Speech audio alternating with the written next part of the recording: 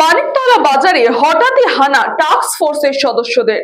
শীতের শুরু থেকে আলু, পেঁয়াজ, আদা, রসুন, কাঁচা লঙ্কা থেকে শাকসবজি সমস্ত কিছুর দামই ঊর্ধ্বমুখী। শুধু মরশুমি সবজি নয়, মাছ, মাংস, এমনকি ডিমের দামও আকাশ ছোঁয়া। উত্তর থেকে দক্ষিণ কলকাতা সমস্ত বাজারগুলিতেই টাস্ক ফোর্সের সদস্যরা বারংবার অভিযান চালাচ্ছেন, কিন্তু কোনোভাবেই নিত্য প্রয়োজনীয় সবজির দাম নিয়ন্ত্রণে আনা যাচ্ছে না। তাই এই দিন মানিকতলা বাজারে আলু, পেঁয়াজ, সবজির দাম খতিয়ে দেখলেন টাস্ক ফোর্সের সদস্য রবীন্দ্রনাথ কোলে, কমল দেব সহ এনফোর্সমেন্ট ব্রাঞ্চের আধিকারিকরা। ব্যবসায়ী ও বিক্রেতাদের সাথে কথাও বলেন তারা।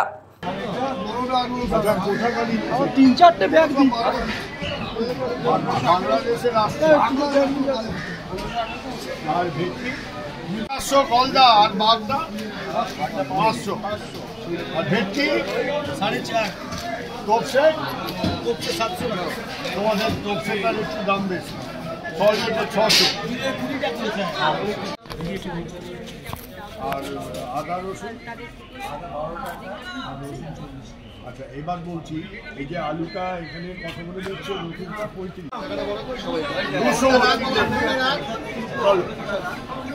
ঠিক আছে, খাসি বাজারের ভেতরে আজকে আমরা দেখছি বেশি আজকের দরের তুলনায়, কেননা পাঞ্জাবের আলু 100 ট্রাক ঢুকেছে গত 3-4 দিন আগে।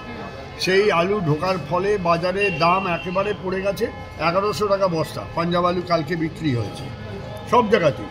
সেই আলুটা ম্যাক্সিমাম বাজারে 26 টাকা বিক্রি হতে পারে, এর বেশি 26-27 টাকা। সেইটা এখানে মানিকতলা বাজারে এখন দেখছি ওরা 34 টাকা করে বেচছে। আমরা বারণ করেছি, বাইরে বেচছে পুরোনো আলু 32 টাকা। আমরা বলেছি নতুন আলুর দাম পড়ে গেছে, আপনাদের সেই বুঝে ব্যবস্থা নিতে হবে। আমরা যে কথাটা আগে মিটিংয়ে বারবার বলছিলাম ওদের, মানে আলু ব্যবসায়ী এবং কোল্ড স্টোরে, যে আপনারা আলুটা বেশি দাম নেবেন না, বেশি দাম নেবেন না। আলুটা মুখ্যমন্ত্রীকে যে কথা দিয়েছেন 26 টাকায় দেব, সেটা না দিয়ে আপনারা এটাকে ঠেলে নিয়ে গেলেন 30-31 টাকা। 30-31 টাকা, এটা আপনারা অনেক বড় অন্যায় করেছেন, এটা করবেন না। এখন এমন অবস্থা হয়েছে, স্টোরে প্রচুর আলু আছে, এখন দিনরাত ফোন করছে, একে পাঠান তাকে পাঠান, আমাদের বাঁচান, আমাদের আলু বাইরে যাওয়া বন্ধ। আমাদের নর্থ বেঙ্গলে ফারাক্কার ওপারে আলু যাওয়া বন্ধ, কেননা নর্থ বেঙ্গলে প্রচুর আলু আছে জটি, সেই জন্য মুখ্যমন্ত্রী বন্ধ করে দিয়েছেন। এইসব চাপে পড়ে এটা এখন ওটা নিয়ে কি করা যায় আমরা বলেছি, আমরা কথাবার্তা বলবো যাতে দিদিমণি এটা তুলে নেয়। আলু এত ঢুকে গেছে, বাজার পড়ে গেছে, আবার ব্যবসায়ীদের লস হোক সেটাও কেউ চায় না।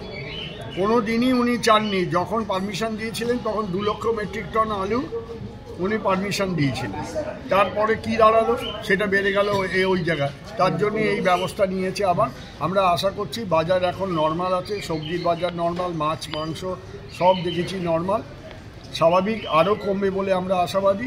এবং সেই সঙ্গে ওরা যে বারবার বলছে যে আমাদের কান্নাকাটি করছে, আমরা বলেছি প্রশাসনের ঊর্ধ্বতন কর্তৃপক্ষকে আপনারা আপনাদের অবস্থাটা জানান।